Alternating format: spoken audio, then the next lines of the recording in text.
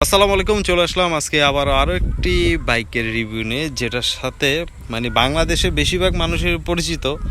সেটা হইতেছে Apache 4B, যাকে বলা হয় খারাটান, আর অনেকেই অ্যানা নামে পরিচিত এই গাড়িটি। তো এটা সম্বন্ধে আজকে আপনাদেরকে ডিটেলস অনেক কিছু জানানোর চেষ্টা করব, ঠিক গ্রামের ভাষায় সোজা সাপটা যেটাকে বলা হয়।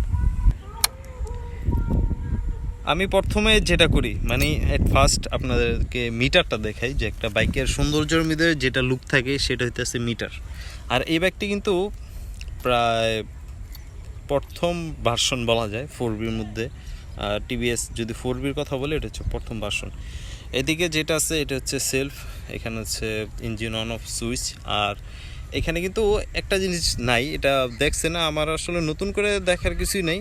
এটার মধ্যে কিন্তু যে লাইটের সুইচটা থাকে ঠিক এটা এখানে দেওয়া, হেডলাইটের সুইচটা।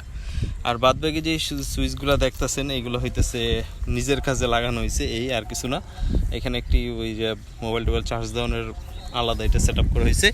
আর এইদিকে হচ্ছে হর্ন সুইচ, এটা হচ্ছে ডিপার, আপার ডিপার, আর হচ্ছে ইন্ডিকেটার ডাইনামাম, আর এখানে হচ্ছে পাঁচ।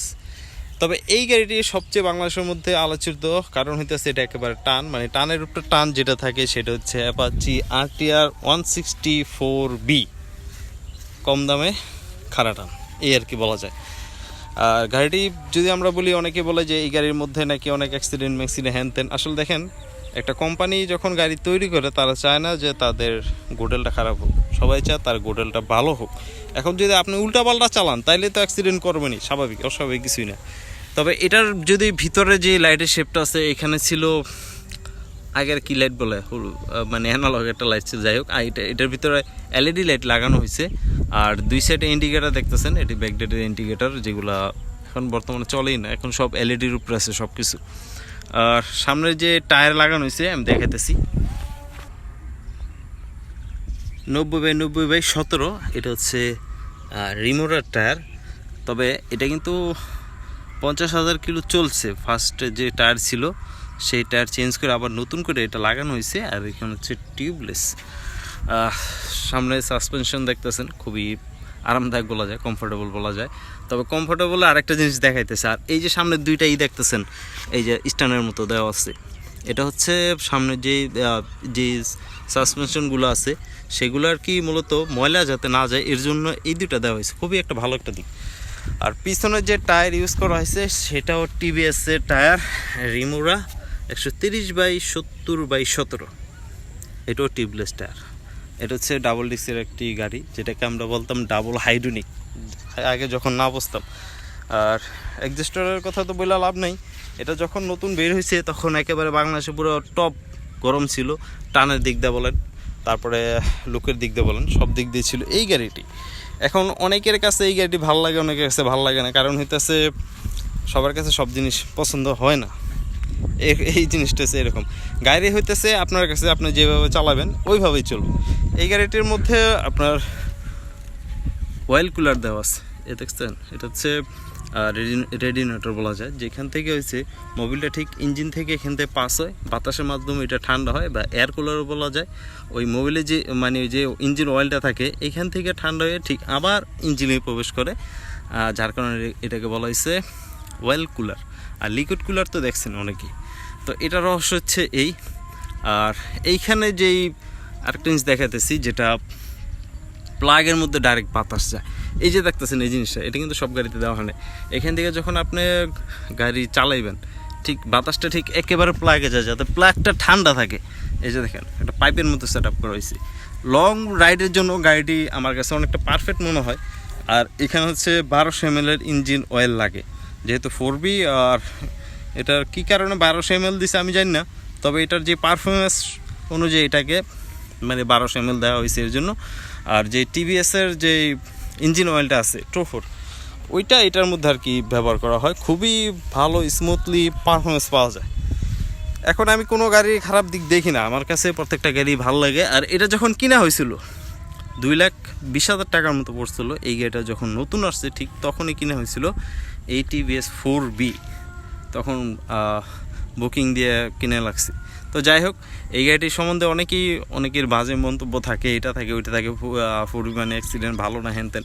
আসলে গাড়ির প্রত্যেকটা গাড়িই ভালো, কোনো কোম্পানি চায় না তার গাড়িটা খারাপ হোক, আর কেউ চায় না তার গাড়িটা অ্যাক্সিডেন্ট করুক। এখন যদি আপনি যদি উল্টাপাল্লা চালান, এই সেই করেন, হ্যান করেন, ত্যান করেন, তাহলে অ্যাক্সিডেন্ট করবেন, এটাই স্বাভাবিক, আর কিছুই না। তারপর বাদ বাকিটা আল্লাহ ভরসা।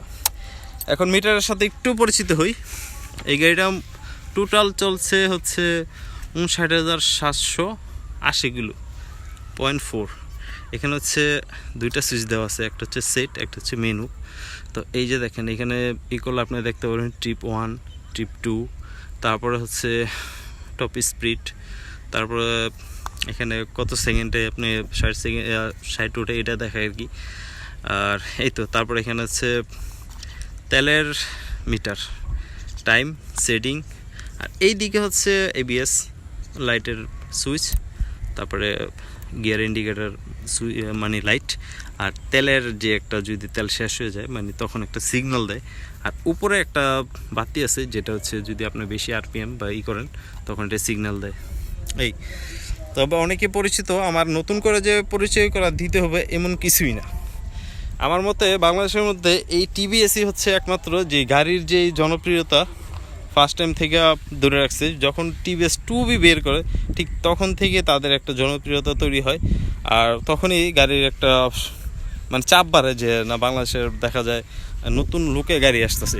পালসার কিন্তু অনেক দিন চালাই গেছে, তারপরে আসলো ইয়ামা অনেক দিন চলছে, তারপর টিভিএস 2Bটা ওইটা থেকে শুরু হইলো টিভিএসের খেলামেলা। এখন টিভিএস দেখা যাক সামনে আরও কী করে।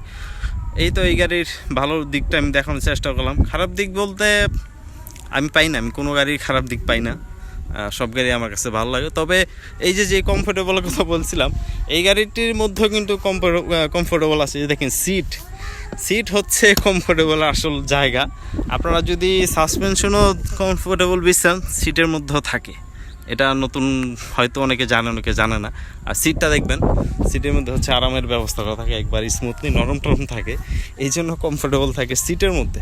তো যাই হোক, আমরা এটা একটু সাউন্ডটা শোনাই, যেটা সবাই শোনে, আসলে এটা শোনানো কিছুই নেই, তবে একটু দেখি কীরকম এক্সস্টরের সাউন্ড।